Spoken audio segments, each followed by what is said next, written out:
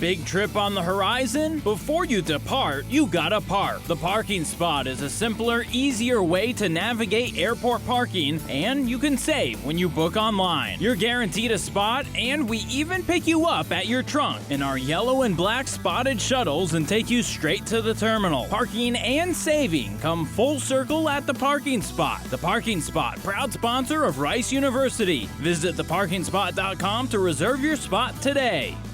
The following is a presentation of the Rice Sports Network. The Rice Sports Network. From Learfield IMG College.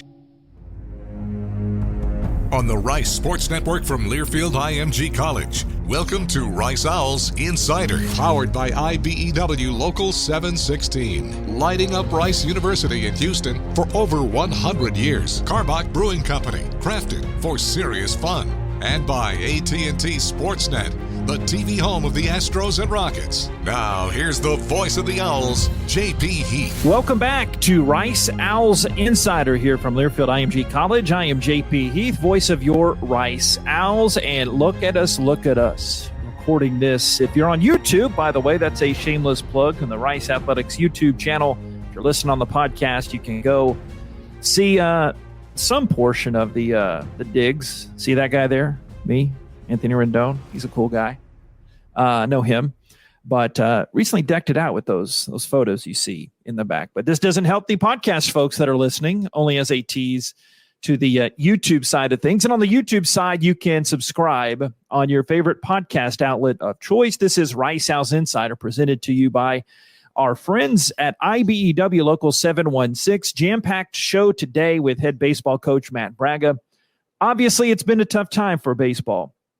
Coach Bragga has not shied around about talking about that. He addresses that coming up in a little bit. The Owls' recent sweep to the hands of Louisiana Tech.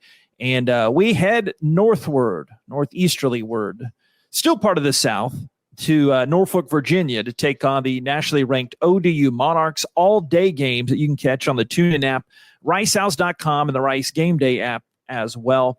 We have the boss man, Athletic Director Joe Karlgaard, for his bi-weekly visit. A lot of stuff to get to. Night of Flight. Take note of that big auction coming up. Go to riceowlclub.com/night of flight to get more details. You can help raise some great fundraising efforts for our great student athletes.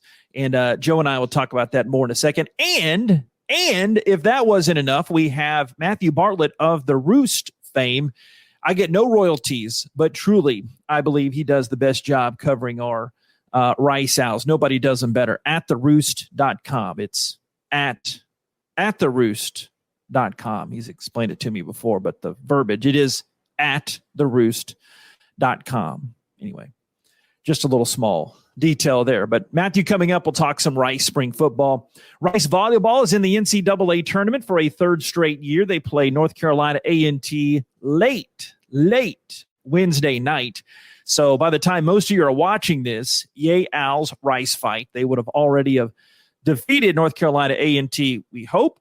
But what a year it's been for Jenny Volpe. We've had her on a few times on the podcast, and just hope that they have that long run of the NCAA tournament like we know that they are capable of. And just hopefully it's a while from now, we'll have a season wrap-up with her coming up here soon. Soccer has won 6 in a row going to the Conference USA tournament that the Owls are hosting. They're 10-2 after that regular season finale win against UTEP. And they had their 5th straight shutout to end the regular season. And, of course, kind of ditto what I just said about volleyball. As you're watching this and or listening at the same time, as volleyball, soccer is hosting the Conference USA tournament, hopefully punching that automatic bid to the NCAAs. But if you have not subscribed to the podcast, that is a big help to all of us. We're be in your phones sometime midday Wednesdays, if not a little sooner. We're on Rice. Excuse me, we are Rice. We're at Rice. I'm recording it at Rice, but we're on Apple, Spotify, and also that Rice Athletics YouTube page as well. Every show proudly brought to you by our friends at IBEW Local 716, International Brotherhood of Electrical Workers, Local 716, lighting up Rice University in Houston for over 100 years. Let's get the show rolling. Coming up next, we talk to Athletic Director Dr. Joe Karlgaard here, Rice Owls Insider from Learfield, IMG College. From annual checkups to managing chronic conditions, taking care of your health should always be a priority. At Houston Methodist, our primary care doctors are available to provide personalized care for you and your family safely. We offer a variety of convenient ways to get care from us, from same-day sick visits to extended hours at select locations. And we are taking every precaution to keep you safe during your visit. Choose your doctor or schedule online at houstonmethodist.org/stay healthy. The Wyndham Houston Medical Center Hotel and Suites is the preferred hotel for anybody visiting the Medical Center, the Museum District, or Rice University. We offer the largest suites in the Medical Center, complete with full kitchens, and our full-service restaurant and outdoor pool will make your stay complete. We look forward to having you experience the Wyndham Houston Medical Center Hotel and Suites soon. And if you need a group rate or need 10 or more rooms, don't forget to call 713-528-7744. That's 713-528-7744. Welcome back to Rice Owls Insider and the voice of the Owls, J.P. Heath. Welcome back on Rice Owls Insider. We have head baseball coach Matt Bragga coming up here momentarily, and we'll talk a little spring football with Matthew Bartlett of the Roost fame coming up. But right now, joined by Athletic Director Dr. Joe Karlgaard. How are you, sir? I'm great, JP. We were just talking about this off camera. It's never been busier around here. But yeah, we're doing well. Yeah, appreciate you squeezing in the time with us in this crazy time. Let's start with that. How volleyball, its third straight NCAA tournament. And I was telling folks in the first segment that, hey, hopefully by the time you're watching and or listening, we're talking about a deep volleyball run. So just kind of the season as a whole for Coach Volpe and just what they keep on doing. I think I'll probably ask you 5 other times this season how it's just remarkable, the consistent excellence she's had with that program. Yeah, it really is. And she's put the program in a position where, they have a legitimate chance to get to the NCAAs every year, regardless of whether or not they win the Conference USA tournament. And so, that's tough to do out of Conference USA, but she's scheduled aggressively and then won those matches that she needs to win and the team needs to win to get there. It has been a remarkable run. It's awesome also to think that, 4 months from now, we'll get to do it all again with essentially the team. So it's pretty exciting. The tournament this year is a little different. Aside from being in the spring and being played at a single site, it's a 48-team tournament. And so the top 16 seeds are all getting byes. We're in that first round against North Carolina A&T, and if we win, we'll get a chance to play Penn State. And if we happen to beat Penn State, it's a Sweet 16 berth for us in the tournament. So really excited about the draw and the opportunity to play. And I think the team is feeling good and loose and ready to go. And on the pitch side of things, I'm looking out right now. You've got some unidentified schools. I don't know my Conference USA soccer logos, but they're playing right as we're recording this. And it's been fun getting to know Coach Lee a little bit. And we recorded something. I'm going to ask you about Night of Flight coming in a little bit, but I want to tease fans to really get in that, participate in that. And there's a great roundtable coming up with the women's coaches. But I've interviewed Coach Lee before, but just what he's done with the soccer program, just coming out of the chute and not missing a beat, getting that number 1 seed going into the conference tournament, which we're hosting. What stands out about you and what he's done this season? I think Coach Lee is just absolutely remarkable, and I think his approach has proved to be very, very successful, particularly in COVID times. He just has a demeanor about him that I think keeps our players loose and confident.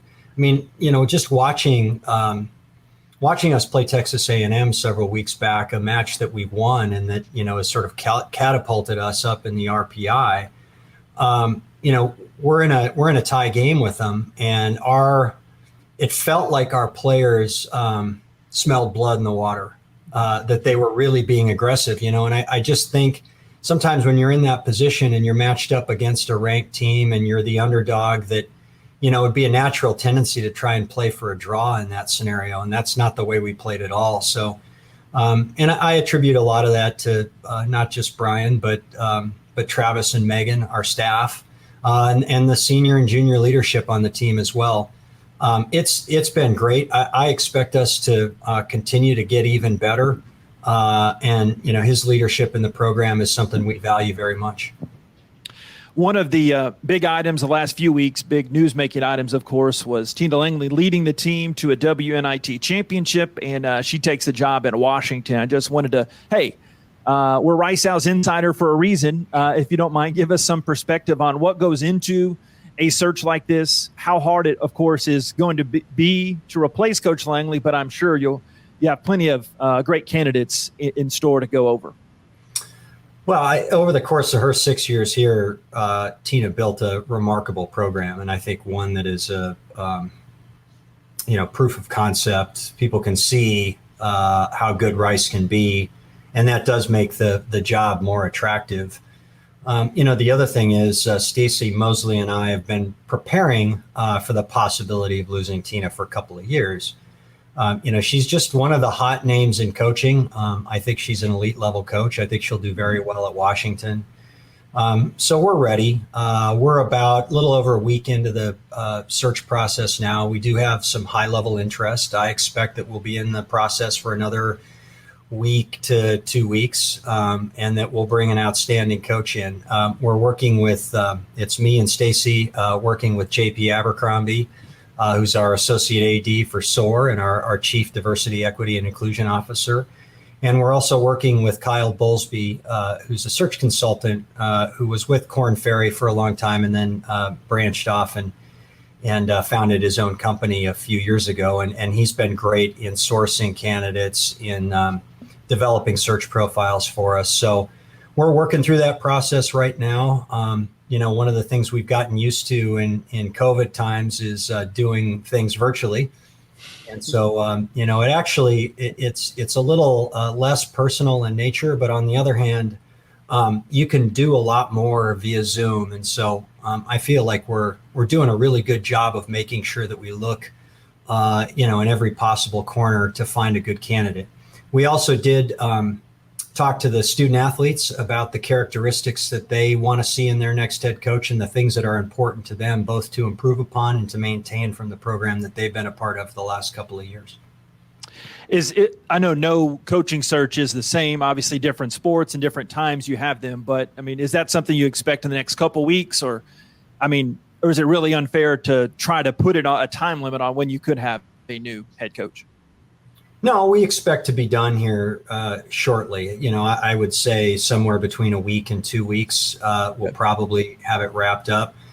Some of the searches, when we brought Brian Lee here, it was a longer search. We were also doing a soccer search in February, which was pretty rare. And so there was no outside competition. We're kind of at the end of the hiring cycle in women's basketball. There aren't too many openings left, which on the one hand gives us some leeway to make sure that we take our time and do this well. On the other hand, we've got, the players on our team want to know who their coach is going to be, and the prospective student athletes, the signees, want to know as well. And so we have to work quickly. On the diamond, I'm in the baseball press box, and baseball has obviously had struggles lately coming up. To not be too much of a spoiler coming up, I teased it in the opening segment. Coach Bragga, he's brutally honest, and he's a positive guy and doesn't shy away from what's happening with the program. But just how tough is it right now? But at the same time, there's still a good attitude around the team, I think. And you're seeing some bright spots in different games, but obviously the team's judged by wins and losses. So how do you keep that encouragement up, and your thoughts on the baseball team now? Yeah, it's hard. This is a sport where we had a lot of success. Wayne Graham built a program that went to the postseason 25 straight years. Went to Omaha 7 times, won a national championship. My first year here, we hosted a super regional. And so to see where we are in terms of competitive success right now is tough. I think it's tough on me. I know it's tough on the alumni of the program, who are so proud of all that Rice baseball has represented, certainly over the last 25 or 30 years. I know Coach Bragga and Coach Janisch and Coach Barton in particular are working really hard. One thing that I've noticed is, and you see this oftentimes when you have younger teams, is that we're inconsistent. So you'll see, outstanding performances one day or 1 week, and then the following week we struggle. And so I think finding that consistency is something that's going to be real important for us as we finish out the season. And, anybody who's looking at the schedule knows that it doesn't get any easier. I feel like the gods conspired against us this year in scheduling. In men's basketball, our crossovers were the top three in the East. We didn't draw the bottom three. We drew the three best teams in the East as crossover opponents. And in baseball, our two crossover opponents are Charlotte and Old Dominion, and they're nationally ranked. So it's not going to be an easy road in front of the baseball program. But I know everybody's working hard and doing everything that they can to get us back on track. A great new thing, speaking of this virtual world, I don't know how this came about. I'm going to ask Mike Melendez on the fundraising side of things when he's coming on the broadcast with me tonight, but just discuss Night of Flight, inaugural event. I've heard your promo, or we cut up an audio of a promo you did about 3,700 times on the broadcast. So it's got plenty of exposure. Hopefully it turns into something, but just discuss Night of Flight and just kind of piggybacking on how important it is to keep that mindset of fundraising here in this virtual world and the auctions that are coming up too.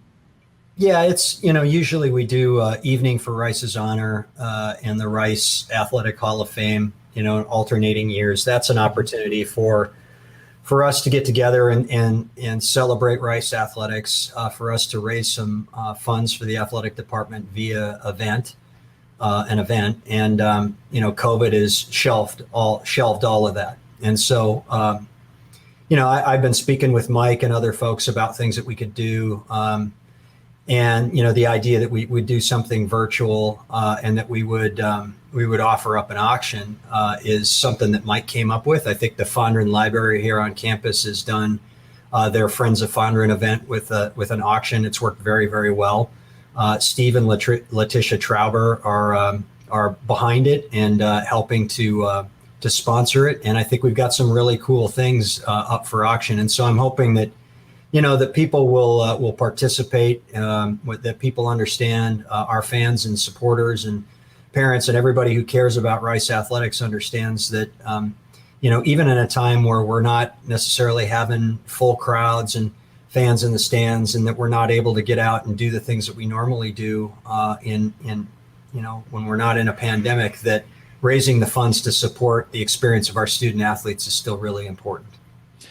All right, Joe, take a deep breath. Busy time of year, a fun time of year, I know, and good luck on everything. And so behind the scenes, the other day, I'm calling the game, and I look over, and I've got the boss man just pointing at me. So what do you think about the shades?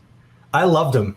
You were the coolest man in broadcasting at that point, and I was trying to let as many people know as I possibly could. It's an awesome look.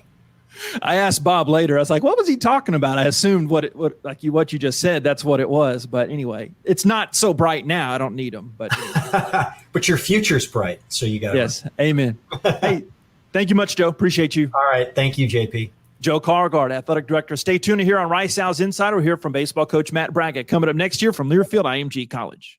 This refreshing message brought to you by Love Street Kolschstyle Blonde.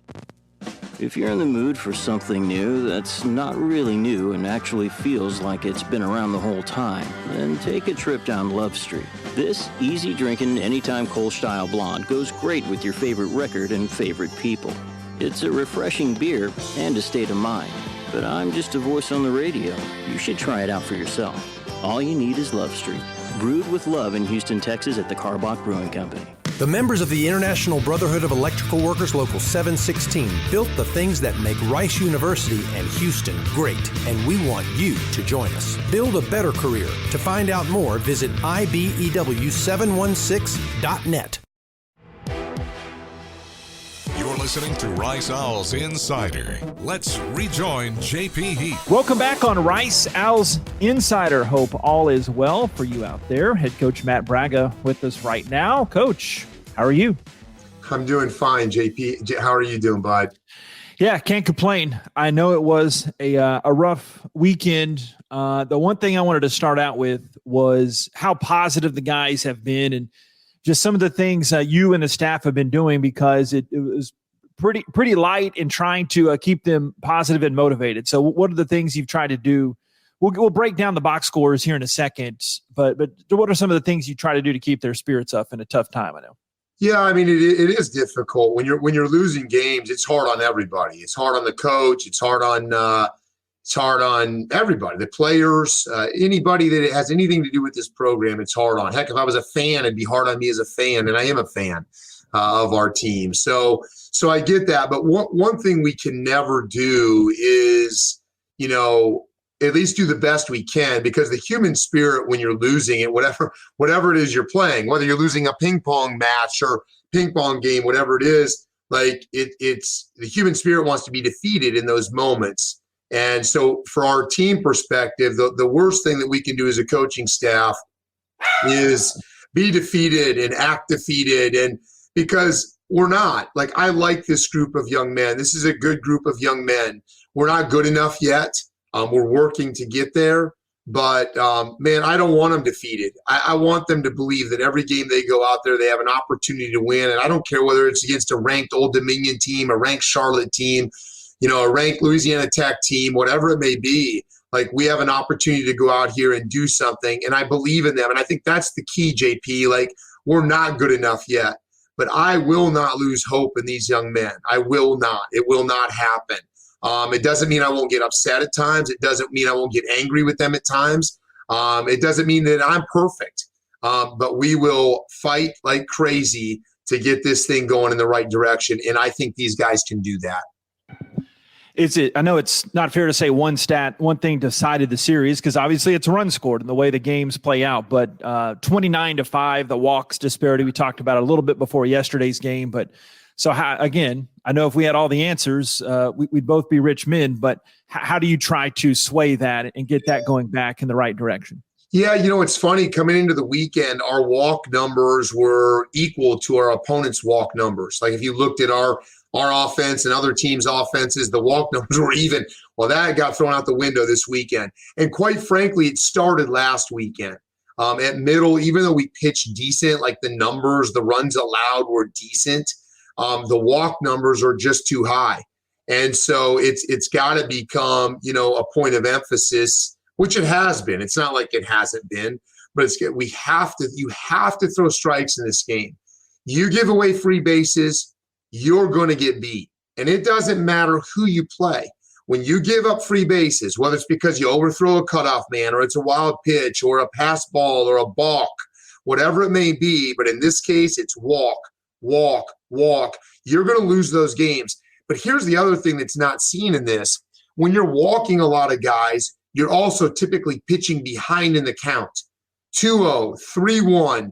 Well, hitters salivate for those counts. Like, that's what they live for, 2-0, 3-1 counts, because they know you have no choice. You have to throw a strike right here or you're walking them. So it's twofold. It's not just the walks. It's we're getting them in hitter counts, and then they can just own us. And, man, it's awful feeling to be owned. We want to own the hitter on the mound, not the vice versa way. And we're going to obviously make that a focus and get better. Braden Como was a late scratch in that Sunday game. Is he okay? Everything look forward to the long-term next few games, or how? Yeah, I don't know. Like, to be honest, like, he's doing better this morning. He had a rough night last night, and was sick into the night last night, and but is doing better today. I'll get an update on him probably at some point this I know I will not, but at some point this afternoon on kind of where he stands and what it looks like going into Tuesday and even more importantly the weekend. So, but thanks for asking. He's an incredible person too. Yeah. Got a chance to talk, just small talk with him, and just reminded how, he's gutting it out too. Along with that, Johnny Hoyle got his first start, and he ended up getting his first career hit in RBI. Just a great job filling in last moment. But I was wondering if you remember when your first hit was, because it had to have been a special moment for Johnny. Like everybody has to remember their first hit in college. That is so funny. Like, you're right. I haven't thought about my first hit in forever, but okay. Yeah, when I was playing at the University of Kentucky, we were playing on the road at Louisville, and I got a medium hit ground ball single and a pinch hit at bat up the middle. And it was my first hit. I was 1 for 9 my freshman year. And that was my first one, my first at bat. So I was 1 for 1, and then I went 0 for 8 the rest of the season. So, but it's funny. You're right. He'll remember that the rest of his life. Yeah, because I stopped on the broadcast and I thought, you know what? I mean, Johnny, this is his third year with the program, I think. Yes. And it just had to have been, I don't know if he thought about it. I might ask him on the next time I see him. But on the other side of things, Will Karp played shortstop. One part, what did you think about him? And was that something you just, wanted to get a look at another guy in there? And it seemed like there was that tough bouncer that he was 6'9", he couldn't have got, that was over his head. But what did you think about Will at shortstop? Yeah, that was actually a scratch for an injury as well, JP. Hal Hughes hurt his knee his last at bat on Saturday, or his last time on bases on Saturday. He slid into second, and something kind of popped in his knee. So we're waiting to hear the news on that. First indication was it looked good, but yesterday when he woke up, it wasn't feeling quite right. So I think he's going to get an MRI today, and we should have some more information on him soon. But Will is a young man that's played some shortstop in his past, and we have a lot of confidence in him at shortstop. Like, he is a very, very good shortstop. And you're right. I think it was the 5th inning. We were up 2-1 yesterday with a runner on first and 1 out, and there was a ground ball hit to him that literally just took a bad hop. It is what it is, and kind of bounced off his shoulder into the outfield, and it was a key play in the game. I mean, maybe it would have prolonged the inevitable. I don't mean it that way, but I don't want to think of it that way either, because it may not have. But it should have been the ground ball out at second. Should have been 2 outs, runner at first. Instead, they got first and second, 1 out. You give extra opportunities to good offense, they're going to capitalize. But I don't think anyone could have made the play. It went down as an error, and it should have, but I don't think anyone could have made that play. We love Will. Will's doing a great job for us, and, adds a spark to our team. The big hitting positive this week was Connor Walsh, and something we've talked about in weeks past, just how, man, he's got a lot there, and he's starting to come out of that shell, if he even was a shell, but he led you in hitting in the series. He had 438. He had that bomb. He had the triple. My favorite play in baseball. He had that triple, seeing a fast guy run the bases. Led you with 5 RBIs. Just speak to Connor's improvement. I mean, not just in that series, but just in the past few weeks. And you get him from Ole Miss, and my gosh, Coach, the future is bright for that young man, isn't it? You're absolutely right. Like, he was ranked a really high prospect, as coming out of high school for a reason. There are tools there. He hasn't played a lot of college baseball. This is really his first year starting. He is a freshman for us. So it's one of those things where he's learning the speed of the game a little bit. Our assistant coaches are doing a phenomenal job with him, continuing to work with him to improve and get his skill set to shine, to come out and be a reality on the diamond. And he's beginning to show that. He's hitting 300 in conference play. You said it. He was 6 for 15, double, triple home run this weekend. He's a special player, even better young man, and hard worker. We're excited to see what his future holds. And pitching-wise, something we discussed on the broadcast and in our other chats, we encourage folks to take us in every form, but Brandon Deskins, 8 strikeouts and 4 1/3 innings pitched, and impeccable stuff. Like you said, he could have some of the best stuff in the conference, but while there are still some things to work through, what are your thoughts on building with Brandon? As I know he's still an unfinished product, like maybe in some extent some other guys on the team, but what do you need to see from Deskins, and what have you liked from Deskins? Yeah, I mean, it's a great point. I've got, let's see, the stats in front of me here. Deskins has 53 strikeouts in 33 2/3 innings on the year. I mean, that is unbelievable. Like those are great numbers. Those are, ranked up there with a lot of people in the country in terms of top strikeout pitchers around the nation. The one thing for Brandon is, though, it seems like in his starts, listen, pitching's let us down a lot, but it seems like in his starts, like it's 0-0 for a while. And I think he gets to the point where he has good enough stuff, JP, where he feels like he has to avoid contact. So he goes for strikeout. So then thusly his pitch count gets up higher than you'd want it to, quicker than you'd want it to. So then he can't go as deep in games as you want him to. Instead of him learning and maturing to, not that he's not a mature young man, but maturing as a pitcher to, hey, I got to pitch to contact sometimes. And it's okay if they hit me. I've got a good defense back there. It's okay if they hit me, but that will allow him to get deeper and deeper into games. And it's something we may even look at where we say, hey, we're moving him to the bullpen, because that type of stuff in the bullpen, can be game changing. And so that's something that might be on the horizon as well. But he's doing a good job. He is so much better now than he was 2 years ago when he got here. It's unbelievable. But I attribute that to him and his work ethic. Mm-hmm. And for the record, by the time this is released, the Incarnate Word game would be in the rear view. So that's why we're not going to focus on that as much. But hey, Coach, how about that win against Incarnate Word? That was a great win.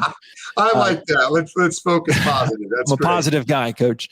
But going to Old Dominion this weekend, 10-2 in conference play. Actually, not in first. They're behind. Maybe along with La Tech, better record than La Tech actually. Charlotte 11-1 in conference play, but. Coach Finwood's team has won 3 of 4 at FAU. They had a 10-game winning streak, stopped on their Sunday game, but just anything. I know it's early in the week as we record this, but anything about the Monarchs and going there. We got 4-day games. So what do you think about going to the Monarchs?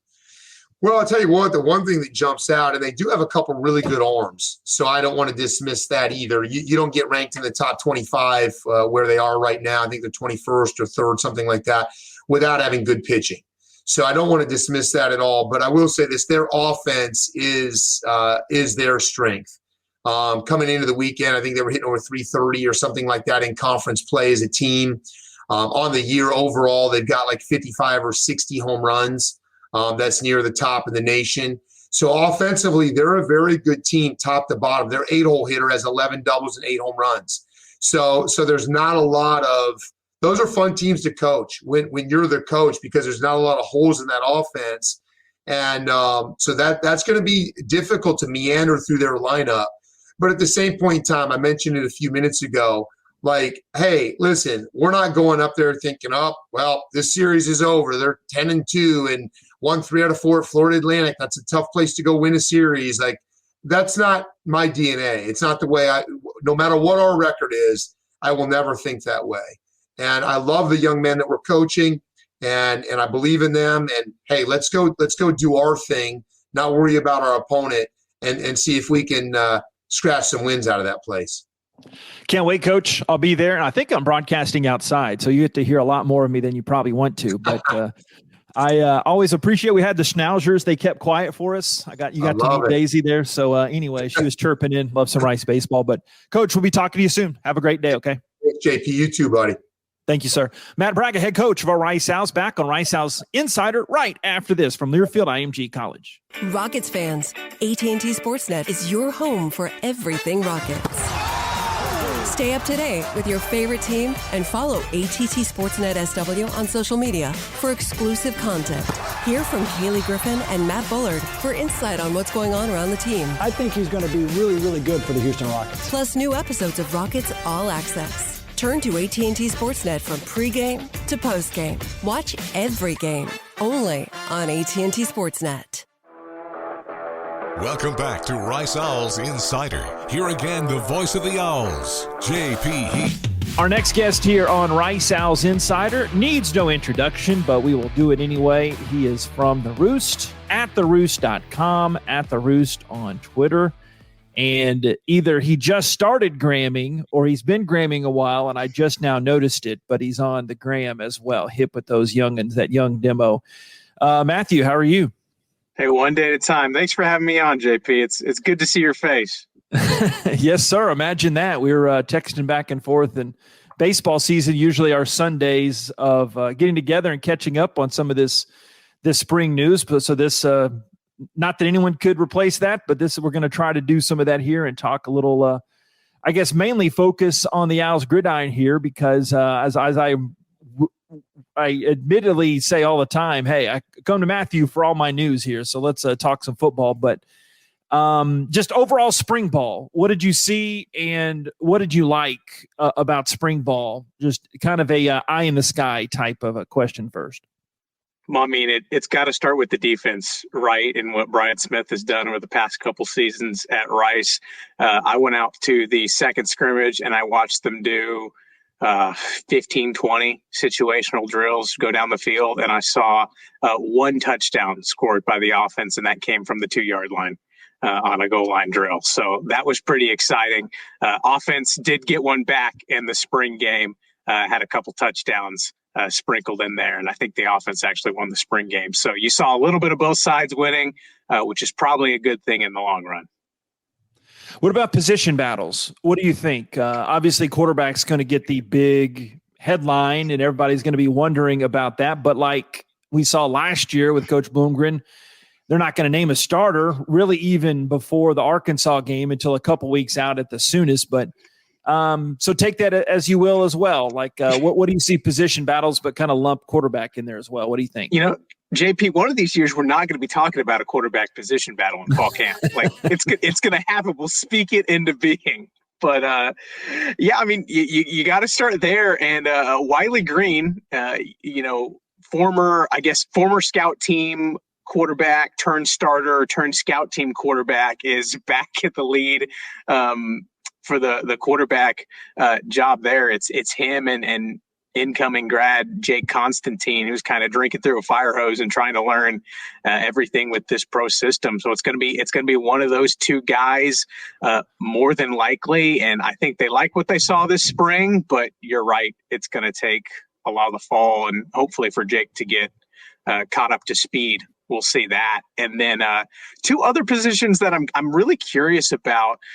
I guess we have to start at running back with Jordan Myers, who, was the goal line back, actually scored the only rushing touchdown for Rice in last year's shortened season as a tight end. Yeah. He's a running back now, officially.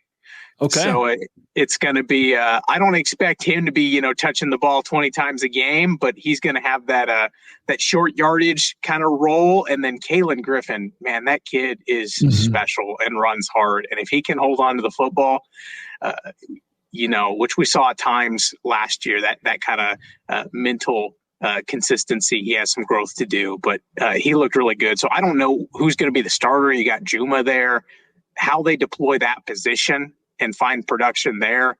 It's ground and pound.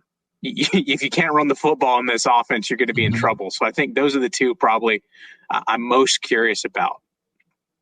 And good to have Bradley Rosner back too. I was refreshed when I've read some of your stuff and seeing it in the spring game box score. That'll make a difference, whether it's Constantine or Wiley or who knows who at the quarterback position. It's good having big play Brad out there again.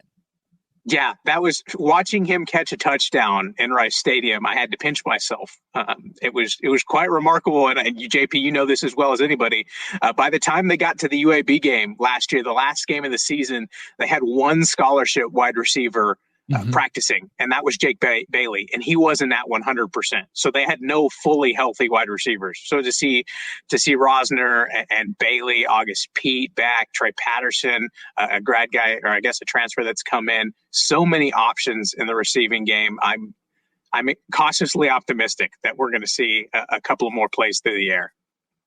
Sticking with that wide receiver theme, a guy we won't have back, unfortunately, the Sheriff, Austin Trammell. But as of this recording a few days ago, he had a pretty good pro day showing. He went over to U of H and really, I mean, you have all the measurables there, but just what do you think about him? I mean, I can't think more of a Rice athlete than what he's gone through and what he has done on the field production-wise and the leader he's been. But just what do you think as far as his next level capability?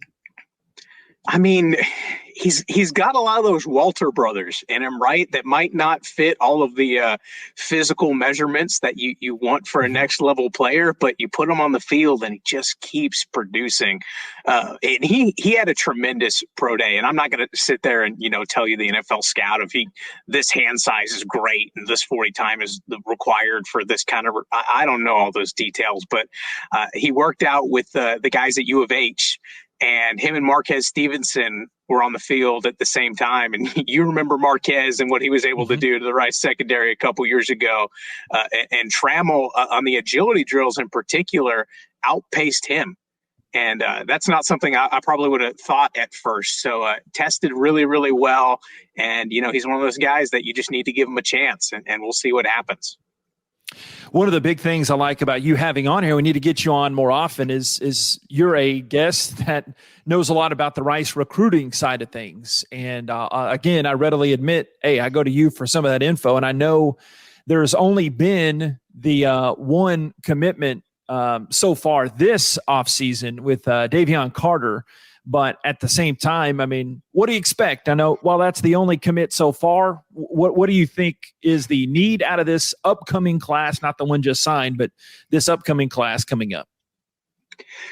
Well, I think just starting for grounding us in that class, we're used to seeing somewhere around like 20-ish names coming in on that recruiting board at the end of the year. And once you account for walk-ons and whatnot, you're probably transfers, you're probably talking like 30, 35 new players coming in the program. That's not going to be the case in 2022. They've, of course,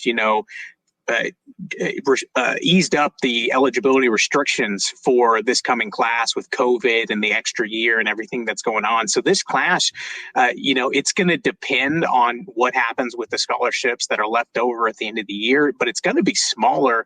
Bloomgren himself said a couple of weeks ago when I was chatting with him that we might see single digits. It might be a much smaller class. So Rice has historically been one of the schools, well, I say historically, under Bloomgren and Alex Brown, the recruiting director, they don't offer a lot of guys.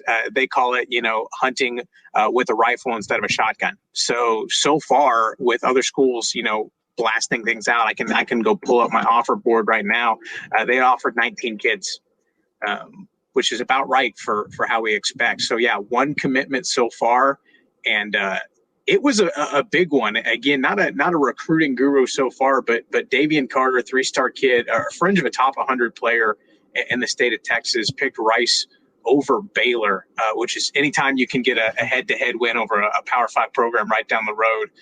That's a big one, but it's particularly notable because he was the first defensive offer that Rice made this year. And last year that was DJ Arkansas, who picked Rice over Arkansas.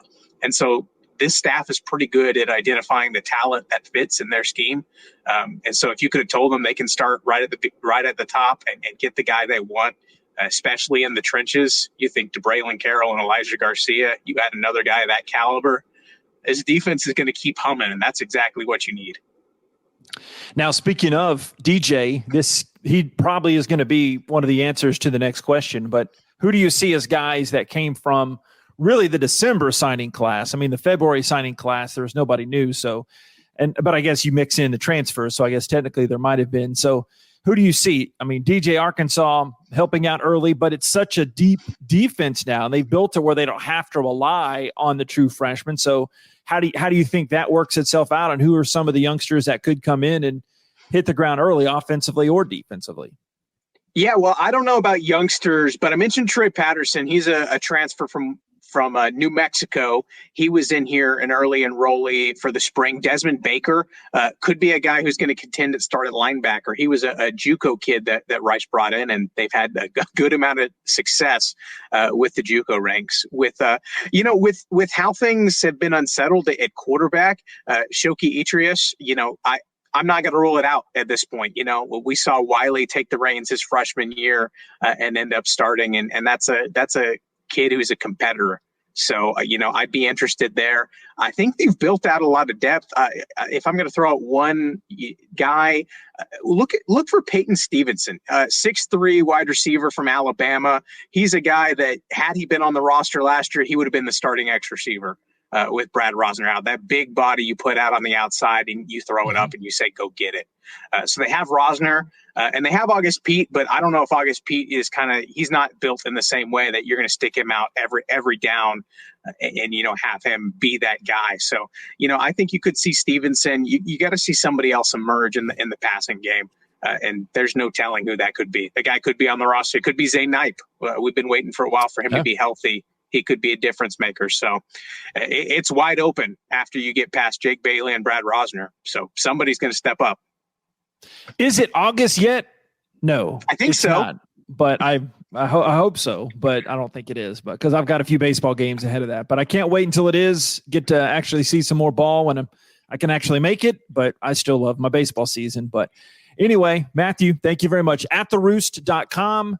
The podcast, you've got Austin Trammell coming up as well. Your plugola, your promotions. What do you got there?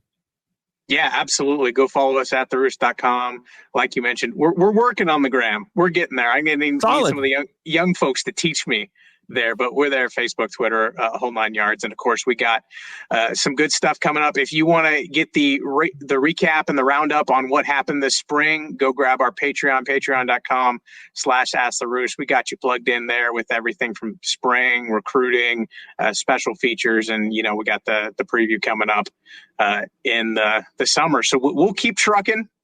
There is no off season for us. And, fortunately, we still had, like you said, a little bit of baseball to get through first. So not wrapping that up quite yet. Keep grinding. I mean this, brother. Nobody does it better, Coven or Al. So thank you for what you do. And hope folks take more of your great work. Thank you, sir. Absolutely. Thanks for having me. Thank you very much. That's Matthew Bartlett from The Roost. Stay tuned. We'll wrap up this edition of Rice House Insider right after this here from Learfield IMG College. The members of the International Brotherhood of Electrical Workers Local 716 built the things that make Rice University and Houston great, and we want you to join us. Build a better career. To find out more, visit IBEW716.net.